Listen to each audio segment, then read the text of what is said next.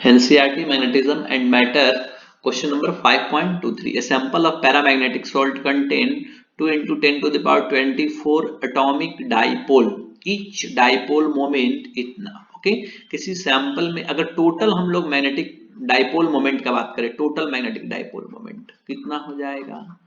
Total magnetic dipole moment, total magnetic dipole moment m2 is equal to, एक का कितना दिया हुआ है? ओके, एक का दिया हुआ है 1.5 into 10 to the power minus 23, और टोटल कितने डाइपोल्स हैं इसमें? टोटल एटॉमिक डाइपोल्स हैं 2 into 10 to the power 24 dipoles. एक का डाइपोल मोमेंट इतना है. तो जब दोनों को हमने मल्टीप्लाई किया तो ये आ गया 30 जूल पर टेस्ला.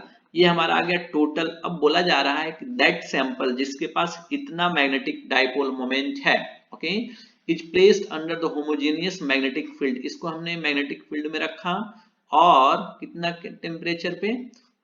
4.2 केल्विन पे. The degree of magnetic saturation is equal to 15%.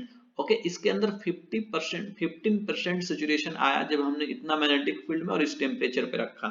तो हम लोग यहाँ पे कैलकुलेट कर सकते हैं. रखने की वजह से ये जो चेंज आया दैट इज m1. क्या चेंज आया? कितना चेंज हो गया इसमें? m1 इज इक्वल टू कितना चेंज हुआ? तो मैं 15% लिखा हुआ है तो हम लिख सकते हैं 0.15 इंटू 30 इज इक्वल टू, ये कितना हो गया हमारा? 4.5 जूल पर टेस्ला. कहाँ? Eight T1. टेम्परेचर कितना इस समय दिया हुआ था? 4.2. एंड कितना मैग्नेटिक फील्ड में रखा गया था इसे? 0.64 टेस्ला मैग्नेटिक फील्ड में रखा गया था. यानी कि इसे इतना वैल्यू एक आ गया. नाउ सेकेंड वन बोला जाए सेम सैंपल को हमने कहां पे रख दिया? ये मैग्नेटिक फील्ड इतना में 0.98 टेस्ला और टेम्परेचर कितना पे रखा गया? इस पे. आइए नाउ नेक्स्ट वन. तो B2 is equal to, okay, now second one,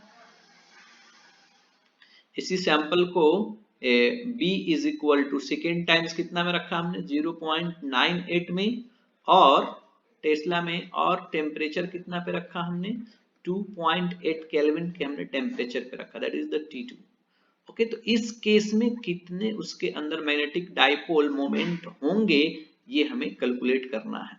तो हमें पता होता है, okay, susceptibility of material is equal to, we know that susceptibility of material is equal to क्या होते हैं? C by T. Curie law, ये है हमारा Curie law. is equal to, susceptibility is equal to हमें पता है I intensity of magnetization upon intensity of magnetizing field. और यहाँ I directly proportional to M and B जो होता है that is directly proportional to H. तो यहां से मैं डायरेक्ट लिख सकता हूं यहाँ पे इसे M अपॉन H, ये लिख सकते हैं क्या? तो जब इस दोनों को हमने इस वैल्यू को और इस वैल्यू को कंपेयर किया तो यहाँ हमने लिखा C by T is equal to M by H. तो यहां से हमें मिल गया C is equal to M T upon H.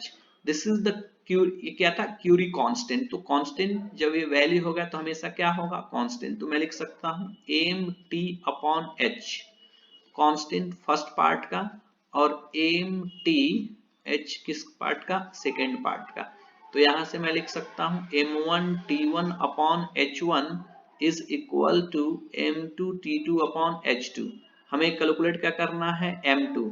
तो m2 इज इक्वल टू मैं क्या लिख सकता हूं? Okay, m2 is equal to मैं लिख सकता हूं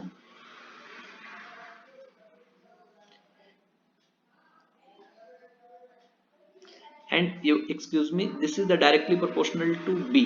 ये किसके डायरेक्टली प्रोपोर्शनल होता है? B. तो हम लोग यहाँ पे जो H हमने लिखा उसे क्या लिख सकते हैं? B लिख सकते हैं. वन से मैं आपको फिर से थोड़ा सा इसे बता दूं, इसे हम लोग क्या लिख सकते हैं? This is the B. Okay, ये भी हमारा कितना हो गया? B. ठीक है, ये B1 और ये हो गया हमारा B2। तो यहाँ से M2 इज इक्वल टू, मैं क्या लिख सकता हूं, M2 is equal to, okay, M1 T1 B2 upon क्या लिख सकता हूं, T2। जब हमने वैल्यू रखा, ओके, M1 का वैल्यू कितना दिया हुआ, M1 हमने कैलकुलेट कर देखिए यहाँ पे है 4.5 इंटू टेम्परेचर यहाँ पे कितना है 4.2, मैग्नेटिक फील्ड यहाँ पे कितना है 0.64 अपॉन टेम्परेचर यहाँ पे कितना है, ओके, टेम्परेचर, एक्सक्यूज मी, यहाँ पे और छूट गया क्या हमारा, दैट इज द B1 अभी छूटा हुआ। तो चलिए यहाँ 2.8 इंटू ये कितना हो गया 0.6। जब हम इसे सॉल्व किए तो M2 का हमारा वैल्यू आ जाएगा 10.33 जूल पर Tesla, okay, 10.33 joule. This is your answer.